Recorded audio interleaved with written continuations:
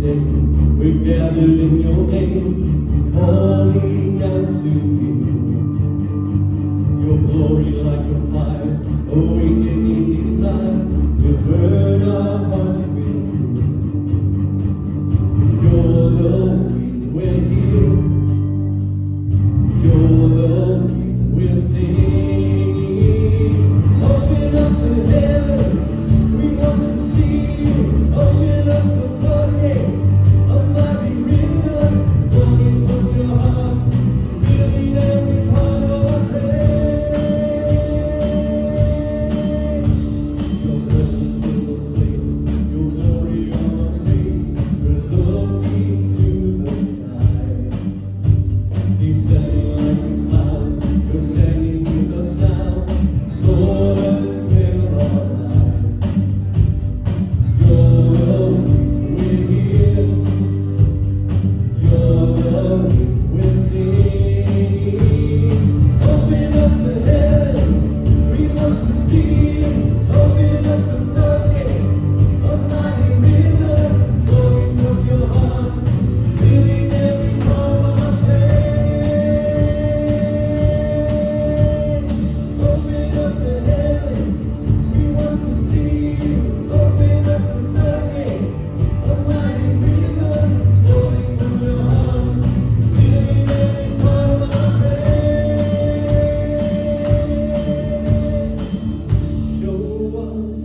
Show us your glory. Show us your power. Show us your glory, Lord.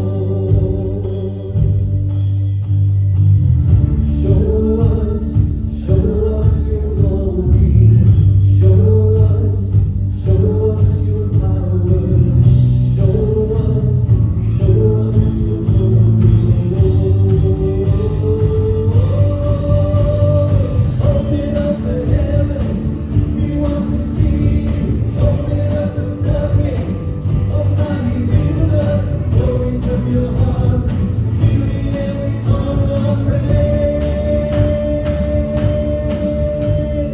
Open up the heavens, we want to see you. Open up the floodgates, a mighty river, flowing from your heart, filling every part of our praise.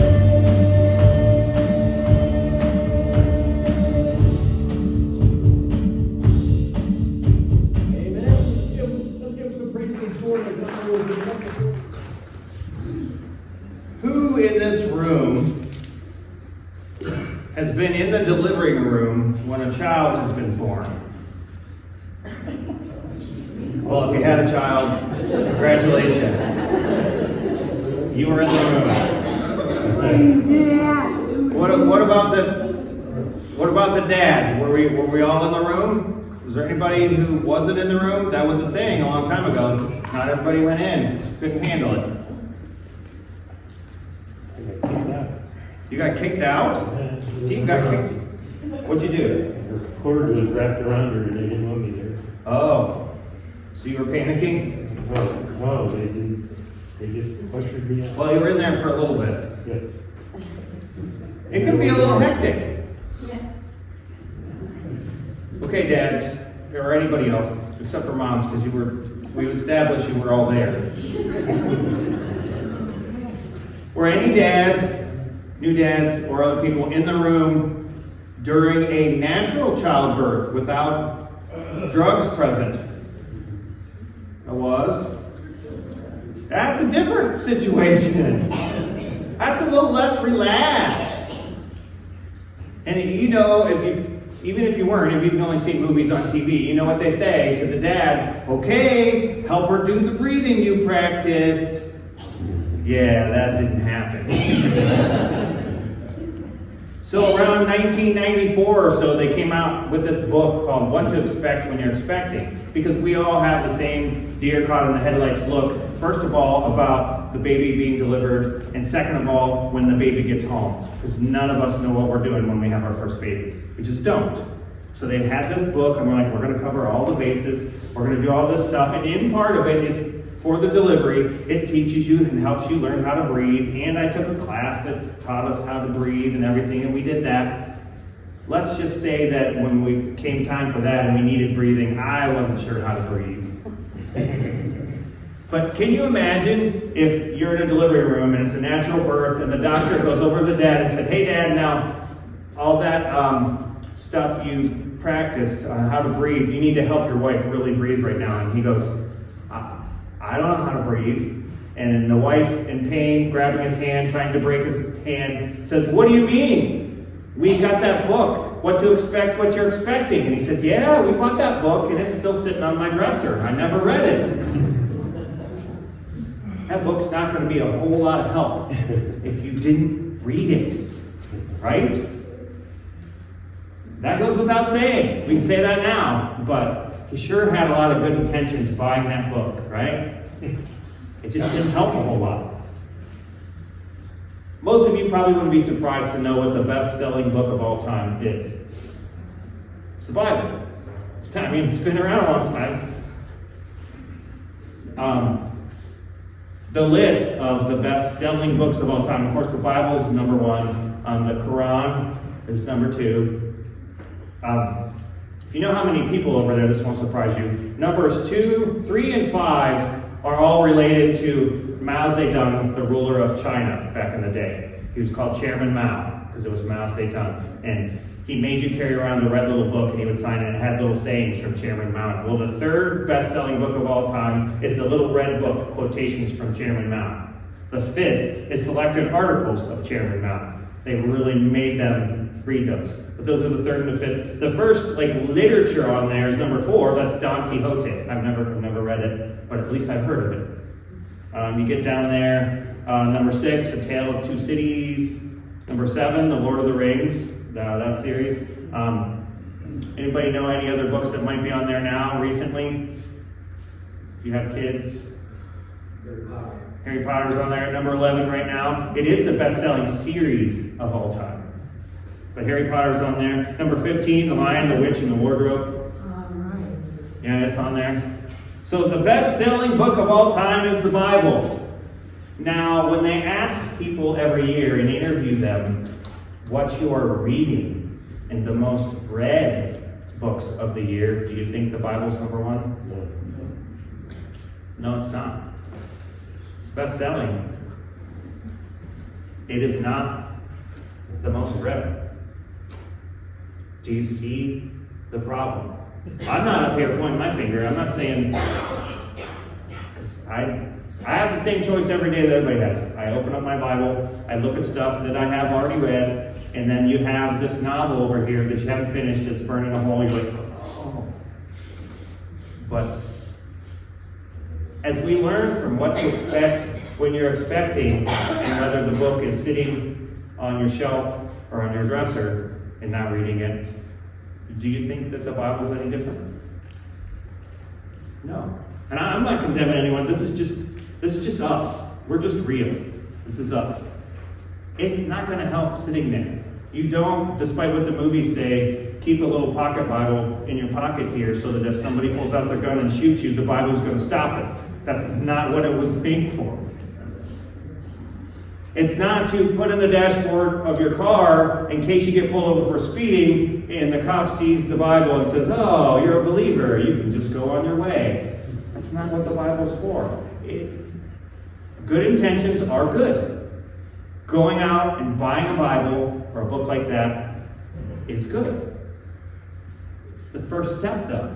If you don't read it, why did you buy it? So we've been going over the Sermon on the Mount. This is the last week.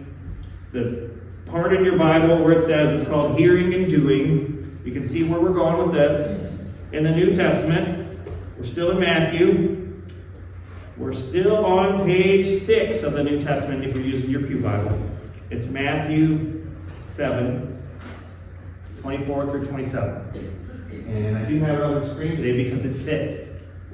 You don't want me to put the words any smaller than that. Let us read. Everyone who hears these words of mine and acts on them will be like a wise man who built his house on rock. The rain fell, the floods came, and the winds blew and beat on that house, but it did not fall because it had been founded on rock. And everyone who hears these words of mine and does not act on them will be like a foolish man who built his house on sand. The rain fell, and the floods came, and the winds blew and beat against that house, and it fell. And great was its fall. I don't know about you. The whole thing makes sense to me, and I get to that last line, and it just doesn't sound like something that Jesus would normally say at the end of a sentence. He points out, and it fell. And great was its fall. Like, it really fell. It was like a boom, and everybody knew about it. So, you first read this, and you don't have to have a degree to know that this is obvious advice about building houses. Like, I don't have to explain to you all the different nuances of when you build your house on rock and there's a storm, and when you build your house on sand and there's a storm, there's going to be a different result. We know that. Jesus knew that. Everybody knew that, especially in his time. So what is his point? There's another story of a rich man who engaged a builder to build the finest house you have ever dreamed of building. So a rich guy says, "You're a good builder. I want you to build me the best house you could even dream of." No expense was spared. The builder was well pleased with his work until the rich man said, "The house is yours, but you must live in it." Then all the imperfections stared at him. He realized how much better he could have built the house. A man must live in what he builds. A man must live in what he builds. So what is Jesus really getting at with those sayings? Character. You're building your character. A man must live in what he builds. Must live with what he builds. A person's character is like a house. Every thought is like a piece of wood in your house of life. Every habit like a beam. Every imagination like a window. Good or bad, they all gather into some kind of unity to build the house, to build your house. A house built on the wrong foundation will collapse under stress. It was clear with the house, but it's the same with your character. Your character, if it's built on the wrong foundation, will collapse under stress. So what lessons can we get from this master builder for this last week of this series? What lessons can we get from the master builder? Number one, be thoughtful. The words right from the person who built his house on the rock. Be thoughtful. Deliberately plans. Has an eye for the future. Is very earnest about what he's doing. Digs into his truth until his life rests on that foundation that he's built. The foundation is not necessarily seen by everyone, but he searches for secret strength. Listens to Christ, tries his hardest, is dependent on prayer to fulfill the truth that is inside of him, everywhere inside of him, because when you built yourself, when you built your character on that, it is everywhere. It's not just one saying on the tip of your tongue. It's not one thing you read yesterday. It is your entire character, your entire being. Be thoughtful. Day by day, your house is built. And you must live in what you build. It is your character. I can promise you this. Every house is tested. Summer does not stay forever. Unless you live in Florida, and then summer is more unbearable than winter. So, but every house is tested. So be thoughtful when you're building your character. Number two, don't be careless. Doesn't say that it was a bad man that built his house on sand. It's not somebody deliberately trying to do evil. He's just careless, maybe thoughtless. He casually begins to build in the easiest way possible because it's just easier. We can relate. This person is content with a careless and unexamined life. You just want to be carefree. Just don't worry about that. Let's just go with the flow. Let's just do what happens. I mean, it can be attractive at times when we see people like this, right? Oh, let's just easy going. Let's just go with the flow. It's whatever. But don't plan. Don't think about the future. Often this house appears more substantial. It appears more attractive. Often these people live for appearances. Well, I bought the Bible. Look, it's in my dresser. But I went over here and did this easy thing. Here's the thing. A person must live with what they build. Every house is tested. Summer does not stay. If you're careless in building your character, if you're just careless about figuring out what you want to be about as a person, it's going to happen to you.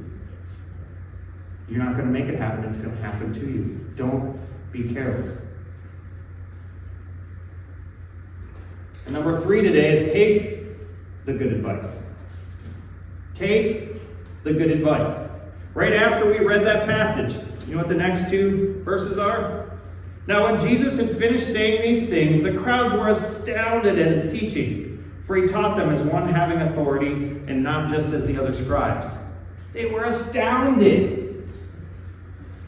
The response of the crowd to Jesus' authority was amazement. How could you not be? Everything he taught you was like, wow, I never even thought you could go down that path, and he summed it up so perfectly. They were amazed. But you want to know what the proper response to what Jesus says is? It's not amazement, it's obedience. What good is just sitting here being amazed? What if I said something to you today that was so profound that everyone was like, oh, where did that, he must have 3 PhDs. Where did that come from? I can't, it's not even logical. Like, I don't know. And then you go home and you just go do what you did yesterday. What's the point? You came. Were you not entertained? Were you not amazed? It doesn't matter. That's entertainment. Obedience. That's different. So I want to ask you, which advice are we following? We're taking some advice and we're acting on it, but which ones are we? And we all can all agree we do this, do we just search for advice that we already agree with? There's a lot of that going on, right? We're just like, well, this is how I feel. I'm going to go search for somebody who feels the same thing, and then I can say, look, see, that's not advice. That's an echo chamber. Or, I don't know if this is worse or better. Do we look up to famous people that are not experts? Right? They're the least like us because we can't even relate to them. They're not grounded in reality. And they're people who are only trying to benefit from us following them. Their only quality in life is that they're good at being famous. Right? And we take their advice. I don't want to speak in superlative, but is that not the dumbest thing you've ever heard? The only thing some people are good at is being famous and getting people to follow them. And we're going to take their advice. And they're not anything like us. Can you relate to, I'm buying my 4th car and I'm not sure which color to get this time? Well, it makes people click on it and it makes them make money. But I can't relate to that at all. And they can't relate to me figuring out my car's dead and I don't know how we're going to get another one. Or my daughter's car hit a deer and we're not sure how to get another one, so we're sharing a car now. Like, that's what I can relate to. Do you think you see anybody on TikTok talking about that? Nope. You know why? Because they're good at being famous. They can talk a real good game. They can get people to follow them. They can get advertisers. And so we see that and we're like, oh, I want to be like them. And we follow them and listen to their advice. They have no idea what they're talking about. And we want to be like them. We want to be trending, like everyone else. But what about the right advice?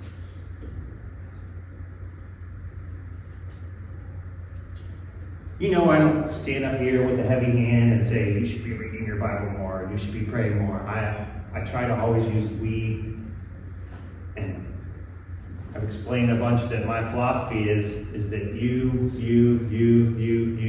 me, the guy across the street, the guy at the school, the guy at the gas station. It doesn't matter what they believed yesterday or what kind of things they follow. I believe that every person on the planet, whether they're here, there, in the middle, could use a little bit more of Jesus today and tomorrow. Doesn't matter what it is. So when we teach these things, I don't want to put this pillar up here and be like, you need to buy that Bible, you need to read it every day, or what you doing. It's not about that. It's about, you have this book. You have this book. It is good advice. You can't nod your head, just say, yep, I get it, and then not take the advice. You gotta do something, right? How do you prove that you really believe something? You act on it, right? That's all I'm saying. If you believe that this book can make your life better, then you should act on it in some way, even if it's just this much today, this much tomorrow. If you keep doing this much every day for the rest of your life, eventually you're going to at least have that much. But you're going to have more. So what? You missed 3 days from now. 4 days from now, go get this much more. Just do it. If you have not heard this analogy, this sums it up the best. Jesus, lunatic, liar, or the Son of God? Oh, that sounds blasphemous, John. What are you talking about there? History will tell you, no matter which history you look at, there was a man named Jesus Christ that walked the earth. It's undeniable, it's fact, it's written everywhere. Now, different people feel different ways about him and whether he was this or whether he was that. There are also undisputable facts about what he said. Not just the Bible. There's other documents that talk about the things that he said. You can't gloss over that. There are specific things that he said. One of the things that he said is that I am the one and only Son of God. I got news for you. A man that walked around and it's proven that he lived, and it's proven that he said that phrase, and proven that he said other things, there's only 3 choices of what he could be. Either he's a lunatic, because he thought he was the Son of God and he's not. That would make you a lunatic. He could have been a liar. He said, aha, I'm the Son of God, follow me, listen to me, hee. And he would be a liar. Or he could be the Son of God. There's no in between. There's no, there's this guy Jesus, he walked on the earth and he said all these great sayings. And I believe in the sayings, but I don't believe in them all. He just said some nice teachings, and morally, I believe in what he said. Well, would you follow someone's moral advice that was a lunatic or a liar? That wouldn't be good advice to tell someone what to do. If someone walks around, if I say, I'm a potato, now listen to all the advice I have to give you, I hope you would run in the other direction. That would not be smart. You have 3 choices. You can think he's a lunatic, a liar, or the Son of God. If you think he's actually the Son of God, then the things he said shouldn't just sit on your dresser. If he's actually, it sounds like just words out of my mouth. If he's actually the Son of the living God, maybe he has something good to say. Maybe I should take his advice. Not the person who just wants to be famous. I guarantee you, he walked the earth, he did not want to be famous. It was the opposite. He said, I just want you to hear what I have to say. I just want you to hear what I can do for you. Whichever you believe, your life should show it. Not perfection. Not, well, you believe in the Son of God. You believe in everything he says in here. So your life should look exactly like every little thing in there. I already told you. I've seen that story. You're going to fail. I'm going to fail. It can't look exactly like it. But I guarantee you, you could get a little bit. Guarantee you could get a little bit more. Do at least some of your actions show people what you believe. Some of the hardest stuff to practice is this. I've said it multiple times. I bear my weaknesses and my crosses up in front for everybody to bear. There are times of which I do something, or I go to a sporting event, and I'm like, why did that just come out of my mouth? Not perfect. We know our weaknesses, we know. But I don't say, well, I'm not perfect, it's fine. That's just me. Yeah, you just gotta live with it. No. It's okay to not be perfect. It's okay to say, I hate that. There's no one more embarrassed than me. It's okay to say that. I gotta do better. It's okay to say, well, I thought today might have been better. Maybe I just won't go. Maybe I'll just stay home. Maybe I'll wear my Pray First bracelet so that I can go like that when something's going through my brain. I don't know what it is, but it's okay. I didn't say the evidence says that you have to be perfect. I say that evidence should show that you're aware of what you are and what you believe in, and that other people should at least be able to tell, well, he tries really hard to be like that guy that's talked about in that Bible. He ain't perfect, I ain't perfect, but he tries really hard. That's something. That's taking good advice and doing it. That's not taking good advice, being indoctrinated, and doing everything that it says and being perfect. You can't do that. I'm not asking you to do that. I'm asking for this much more. Not from you, for me. It's for you. Every advice that God has for you is for you. Even if you think, well, I should be allowed to do that. He's just taking away fun. He might know better than you. Created the earth and the heavens and people and dogs and animals that I can't even spell their name. That might be advice that you could take. So when he says, be hearers of the word, and then doers, don't just be hearers, be doers. He's looking for evidence. But remember, it's for you. If you like basketball and coach says practice your free throws, it's not for coach. It's for you, so that when you have to shoot a free throw, you can make it. That's all God's doing. I know what a perfect life for you would look like. I have some advice in here. If you take even this much of it and do it, your life's going to be better. If you take that much of the advice and do it, your life's going to be that much better. If you take that much advice and do it, your life's going to be that much better. And his arms are way wider than mine.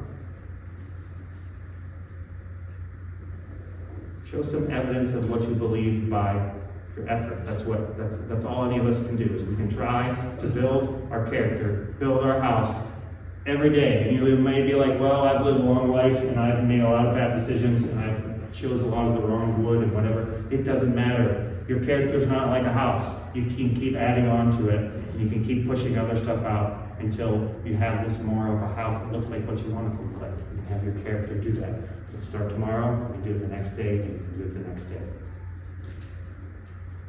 So if you want to pray for something, for me, for you, for anyone you know, pray that we can take some of the advice, a little bit more of the advice that we took yesterday, and put it into our lives tomorrow.